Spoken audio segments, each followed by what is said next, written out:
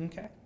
And let's get a little bit more now into your background. So even before we get into AVM, which I think is a really unique story, can you maybe give some of our viewers and listeners a little bit of the backdrop on how you came up in the business? Because I think it's a little bit maybe more unique than the classic hedge fund out there that we tend to see, that tends to be European or American, Caucasian, Ivy League school, and so on. So just interested in your angle.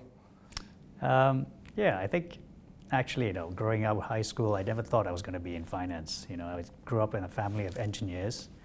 I went off, did a degree in France in studying engineering. Scholarship, if I recall correctly. That's right, I got a scholarship from the Singapore government. And then when I was about to graduate, I noticed a lot of engineers were moving into finance, and I couldn't figure out why.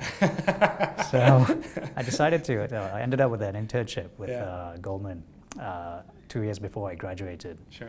And that was my first exposure to a trading floor. Okay. And I really liked it. What were you doing? So we were on the fixed income division, so we got exposure to all the different businesses. It ended up with a trading game, and that was my first time actually trading money with real money. And what year was this? This was 2002. Okay, gotcha. So actually almost getting ready to come out of the recession, I believe. Correct. No, actually it was a tough time in the market. So that was perfect because before that, as most investors, you only know equities, and equities were in a big bear market. Correct. And then I walk into this division where everyone's making money. They're trading FX, they're trading interest rates, they're trading commodities, and I'm like, oh, that's very interesting. There's other asset classes out there. Correct, right? And that was good exposure. And I realized, actually an engineer is just analytical mind. And you're just putting it to work in a different asset class. Gotcha. And then, so from the internship, you decided this was something you wanted to get into? Yeah, I had to make sure. So I did a master's in financial engineering. I went to Columbia. So that was more focused on derivatives, all the complex stuff that was getting popular at the start of the 2000s, right? CDS, etc. Yeah. And when I was doing that, just understanding the mechanics and why products work the way they do, then I knew I just wanted to get into this industry. Okay. Yeah. Okay. And what was your first, entry point? Was it UBS? Yes, my first job in finance was UBS, but actually I started my career at the Ministry of Finance in Singapore. Okay, excellent. Yeah. So you've also done the government side, so to speak. Yeah. That's right. I spent a couple of years there. We're looking at regulatory policy in Singapore. It was part of my scholarship when I went to France. And after a couple of years, it was a great experience, but then I moved to UBS, and where I spent about 4 years in Singapore on the structured products desk. Yeah. So that's where the quantitative background came in handy, because you're dealing with a lot of complex derivatives, structuring solutions for clients. That was interesting, and that was mainly FX and interest rates. Yeah. Got to see a whole bunch of people, see what people are trading outside, trying to understand how, actually that's where the cross-asset experience started, because you looked at the correlation between FX, interest rates, commodities, put things together. Yeah. You start to understand how everything works. And I'm assuming when you're dealing with structured products, the concept of optionality is key, right?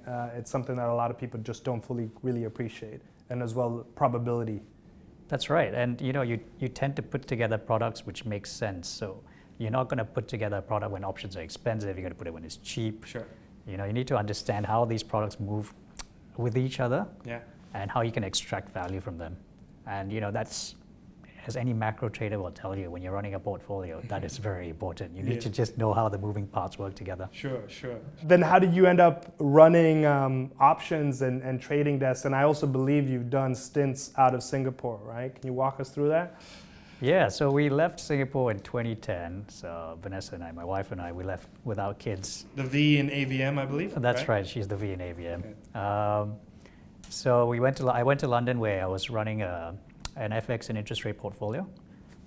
Actually, honestly, that's where I really built the foundation for my career in macro trading. It was looking at it was basically a correlation book where I was looking at dollar yen interest rates, US and European interest rates. And you had to trade that actively, but not only that, you really needed to understand, you had to trade the correlation on a daily basis. Gotcha. And to do that, you needed a quantitative background, Yeah. but you also needed to have a good grasp on the macro trends, because dollar yen and interest rates are one of the biggest things that move with macro trends, right? So I spent a couple of years there. It was a good experience. And then I went on to something less exotic, which was I went off to Zurich, where I was running the emerging markets book, looking at Asian FX options. Like, let's give it to the Singapore guy. Yeah. And was that all prop and also market making, or both London and Zurich, or? So in London, it was primarily prop. Yeah. And in Zurich, it was a mix. Okay. Yeah. Gotcha. And then that was fun in Zurich. So we had 2 kids in London.